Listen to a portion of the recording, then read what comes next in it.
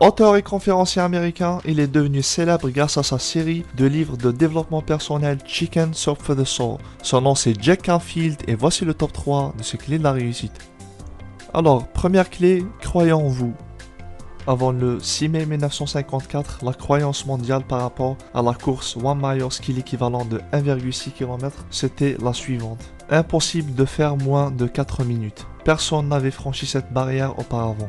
C'était donc presque inconcevable pour un être humain de franchir cette limite. Enfin, à cette époque-là, personne n'y croyait. Mais ce jour-là, l'incroyable s'est produit. Un athlète nommé Roger Bannister avait brisé cette croyance mondiale. Il avait battu le record avec moins de 4 minutes. Oui, c'était le premier à battre ce record. Mais ce qui est aussi étonnant, c'est qu'après cet événement, plus de 20 000 personnes ont pu battre ce même record. Donc, il suffit que quelqu'un puisse accomplir quelque chose d'extraordinaire pour que les autres puissent concevoir aussi que c'est possible.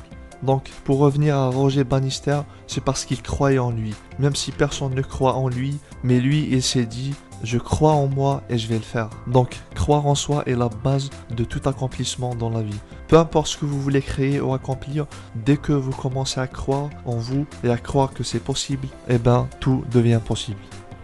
Deuxième clé, arrêtez de vous plaindre.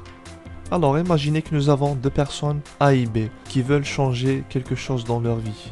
La personne A se pose les questions suivantes. Qu'est-ce que je peux faire? Comment puis-je changer? Et ensuite, elle passe à l'action régulièrement. 6 mois plus tard, cette personne a réussi à changer ce qu'elle voulait changer et elle est très contente aujourd'hui. La personne B se plaignait en disant « Pourquoi cela arrive à moi? Pourquoi je suis dans cette situation? Pourquoi les autres ont causé ceci et cela ?» Et ben devinez quoi? La personne B se retrouve exactement dans la même situation après 6 mois. Toujours aucun changement. Donc j'ai fait cette comparaison pour vous illustrer un fait très simple. Les deux personnes ont exactement les mêmes ressources, les mêmes 24 heures, les mêmes situations. La différence c'est juste leur perception par rapport à ce qu'ils voulaient changer. La personne A a choisi de croire que c'est possible de changer. Elle se pose les bonnes questions et elle agit. La personne B par contre, elle a choisi de se plaindre, d'être tout le temps négative et de stagner au lieu d'agir. Donc au final c'est une question de choix.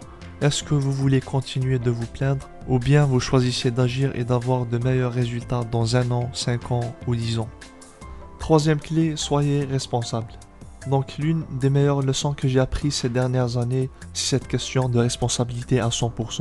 C'est d'être conscient que je suis responsable de tout ce que je crée dans ma vie. Je suis responsable si ma vie est extraordinaire et je suis responsable aussi si ma vie est pourrie. Ça ne sert absolument à rien de dire que c'est la faute des autres ou à cause des événements extérieurs. Je ne vous dis pas que les autres sont des anges ou que les événements extérieurs sont toujours favorables. Peut-être que vous rencontrez des difficultés en ce moment. Peut-être que les événements extérieurs sont extrêmement difficiles en ce moment. Peut-être que votre environnement ou les gens autour de vous sont médiocres et négatifs. Mais ce que j'essaie de vous expliquer, c'est que malgré tout ça, c'est moi qui dirige ma vie. Je suis responsable à 100% de ce que je vais créer avec ce que j'ai maintenant. Oui, vous l'avez bien entendu, je suis responsable à 100% de ce que je vais créer avec ce que j'ai déjà aujourd'hui. Donc on revient à la même histoire, c'est toujours une question de choix. Qu'est-ce que je choisis de faire avec ce que j'ai? Qu'est-ce que je veux devenir dans 1 an? Qu'est-ce que j'ai envie de créer dans 10 ans? Qu'est-ce que je veux changer? Etc.